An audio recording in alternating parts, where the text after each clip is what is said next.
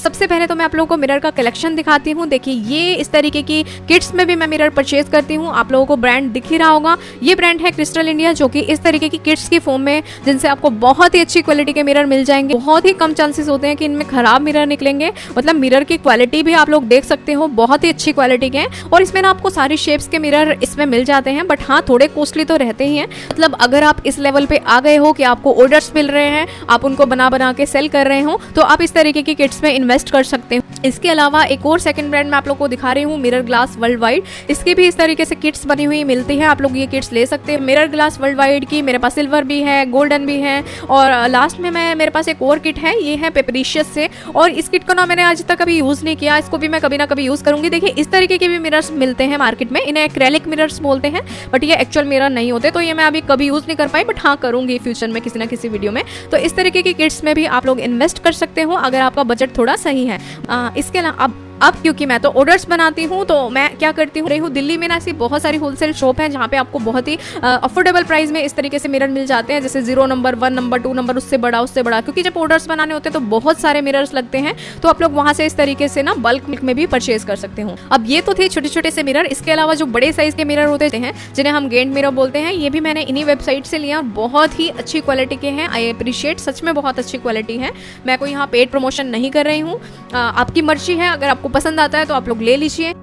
चलिए अब क्ले और मिरर्स हमने ले लिए, तो इसे चिपकाने के लिए भी कुछ चाहिए। तो क्ले को चिपकाने के लिए मैं मोस्टली यूज़ करती हूँ फेविकोल एमआर का, और बेस्ट है भाई ये क्ले को चिपकाने के लिए। और मिरर्स को चिपकाने के लिए मैं यूज़ करती हूँ सुपर हाईटेक ग्लू, ये मैंने इट्सी बिट्सी से ली थी, और सच बताऊँ तो ये बहुत अच्छी ग्लू है मिरर्स चिपकाने के लिए, तो ये बेस्ट है। इसमें ना क्या होता है, मिरर्स जैसे हम कई बार ग्लू लगा देते हैं तो इसमें ना पीछे मतलब वो नहीं दिखता नहीं है, हमारी जो ग्लू है ना वो दिखती नहीं है। या फिर आप जैक्स इंडिया की ये वाली ग्लू भी यूज़ कर सकते हो, it's your choice. And varnish के लिए देखिए 2 ऑप्शन दिखा रही हूँ, एक तो लिक्विड वाली है एंड दूसरी स्प्रे वाली है, और दोनों के ना अपने अपने प्रोस एंड कॉन्स हैं, और उनसे कैसे डील करना है कभी फ्यूचर में मैं डिटेल में स्प्रे वार्निश या फिर लिक्विड वार्निश के ऊपर डिटेल में वीडियो बनाऊंगी ना, तो वहाँ पे आप लोगों को जरूर सिखाऊंगी। बट हाँ दोनों अच्छी है, अगर आप अफोर्डेबल रेंज में ढूंढ रहे हो तो आप ये लिक्विड वाली भी ले लो, लेकिन मैं अपने ज्यादातर आर्ट पीसेस में स्प्रे वार्निश ही यूज करती हूँ। और ब्रशेस ना मैं हमेशा बहुत अच्छी क्वालिटी के यूज करती हूँ। मेरे पास देखिए एमएल के हैं, आप लोग नंबर भी नोट कर सकते हो और स्क्रीनशॉट ले सकते हो। और ये मैंने काफी टाइम से लिए हुए हैं, बहुत बार यूज किया है, लेकिन अभी तक बिल्कुल ऐसे लगते हैं जैसे कि नए हैं। इनके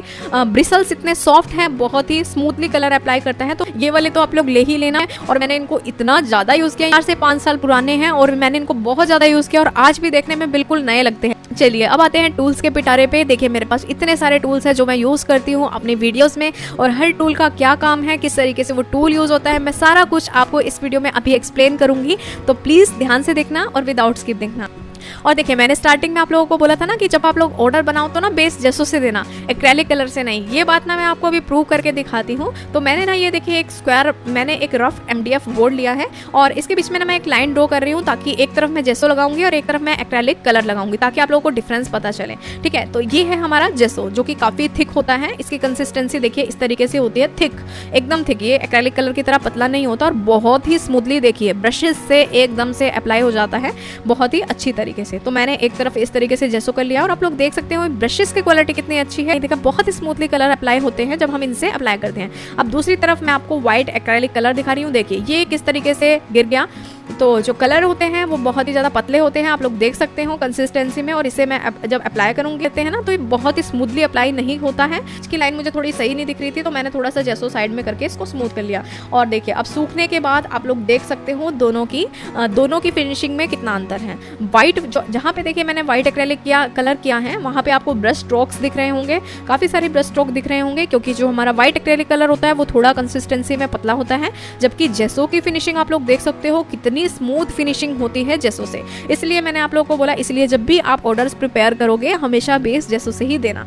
ओके, अब हम ग्रिड कैसे बनाते हैं, और मैंने आप लोगों को बोला था कि सर्कुलर स्केल आपको बहुत ज़रूरी है, क्योंकि इससे हम क्या बनाते हैं, ग्रिड्स बनाते हैं। और देखिए ग्रिड्स कैसे बनाते हैं, इस तरीके से हम क्या करते हैं, या तो आप डी से बना सकते हो या फिर आप सर्कुलर स्केल से बना सकते हो। बस आपको बीच में रख के सारे लाइंस ड्रॉ करनी है। मैं आप लोगों को थोड़ा सा बना के दिखा रही हूँ। ठीक है, इस तरीके से ग्रिड्स हो गई। अगर आपको पूरा डिटेल में सीखना है कि पेटल्स कैसे बनाने हैं, तो ये वाला वीडियो जाके देख लो।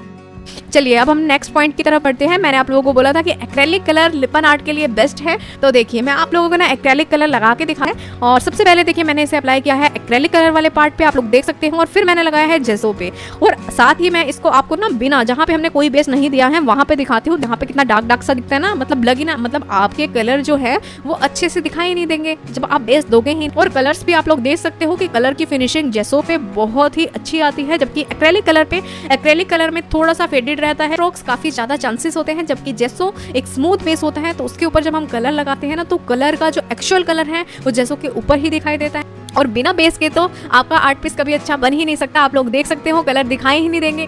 और कुछ कलर ना ऐसे होते हैं जो पतले होते हैं, जिनके आपको ना 2 कोट करने पड़ते हैं, जैसे कि ये मैं ग्रीन कलर आपको लगा के दिखा रही हूँ। और आप लोग देख सकते हो क्लियरली जो एक्रेलिक कलर वाला है बेस, जो बेस हमने एक्रेलिक कलर से दिया है उसमें थोड़ा सा डल रहता है, जबकि जेसो का जो बेस है वो एकदम स्मूथ है, और उसके ऊपर आप लोग कलर का जो पिगमेंट है, जो एक्चुअल कलर जैसा दिखता है वैसा ही दिखाई देता है और बहुत ही उभर के आता है। आप लोगों को ना चॉक पेंट्स भी दिखा देती हूँ। देखिए चॉक पेंट मैंने लिया है थोड़ा सा, और इसको मैंने पहले लगाया एक्रेलिक बेस पे, फिर मैंने लगाया जेसो बेस पे, और फिर मैंने लगाया इसको बिना, जहाँ पे हमने कोई भी बेस नहीं दिया है। और आप लोग ना देख सकते हो जो एक्रेलिक कलर्स होते हैं ना, ये शाइनी होते हैं, थोड़े से शाइन करते हैं, लेकिन जेसो के जो कलर्स होते हैं ये ना उतने ब्राइट नहीं होते। एक तो पहली बात ये थोड़ा डल सा होता है, ये मोजाइक आर्ट के लिए काफी अच्छे रहते हैं, इसलिए मैं आप लोगों को रिकमेंड करती हूँ कि हमेशा ना आप लोग एक्रेलिक कलर यूज कीजिए।